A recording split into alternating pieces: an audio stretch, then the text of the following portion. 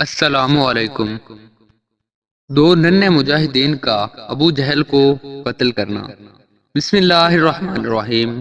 سیدنا عبد الرحمن بن عوف رضی اللہ عنہ کہتے ہیں کہ صف بندی غزوہ بدر میں میرے دائیں اور بائیں نوجوان لڑکے تھے۔ میں نے دل میں کہا کہ میرے برابر کا کوئی آرمودہ کار ہوتا تو خوب ہوتا۔ یہ دونوں نوجوان معاذ اور معوذ رضی اللہ تعالی عنہ تھے۔ ایک نے چپکے سے مجھے کہا کہ چچا آپ ابو جہل کو جانتے ہیں، جب ہمارے سامنے آئے تو مجھے بتانا۔ دوسرے نے بھی یہی بات کی تو میں نے کہا تم کیا کرو گے اگر تم اسے دیکھ لو؟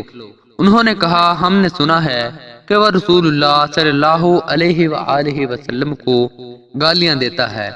ہم نے عہد کر لیا ہے کہ اسے ضرور قتل کریں گے یا اپنی جان دے دیں گے۔